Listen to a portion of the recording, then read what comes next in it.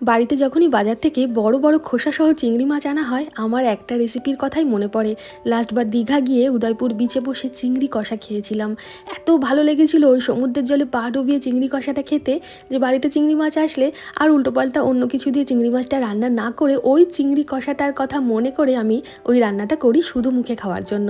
এর জন্য একটু বড় বড় চিংড়ি মাছের খোসাটা রেখে দেবো, দাঁড়গুলো কেটে বাদ দিয়ে ভালোভাবে ধুয়ে লবণ হলুদ মাখিয়ে রেখে দেওয়ার পর কড়াইতে কালো জিরে, পেঁয়াজ আর লঙ্কা ভেজে নিয়ে দিয়ে দেবো ওই খোসাসহ চিংড়ি মাছটা। ভালোভাবে চিংড়ি মাছ ভাজবো একদিকে, চিংড়ি মাছের রঙ একটু বদলালে দিয়ে দেবো আদা রসুন বাটা। চিংড়ি মাছের সাথে আদা রসুনটাও ভালোভাবে ভেজে নেবো যাতে এর কাঁচা গন্ধটা চলে যায়। এরপর এর মধ্যে একে একে দেবো টমেটো কুচি, জিরের গুঁড়ো, ধনের গুঁড়ো, হলুদ গুঁড়ো, লঙ্কার গুঁড়ো আর লবণ।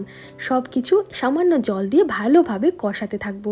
খুব বেশি জল প্রয়োজন হবে না এই রান্নাটায়, কারণ এর থেকে প্রচুর জল বেরোবে যখনই ঢাকা দিয়ে চিংড়ি মাছগুলো আমরা কম আঁচে সেদ্ধ করে নেব। ঢাকনা খুলে একটু ধনেপাতা কুচি দিয়ে দিলাম কষানোর সময়, ভালোভাবে একটু কষিয়ে নিয়ে সামান্য মিষ্টি দিলাম স্বাদটা ব্যালেন্স করার জন্য।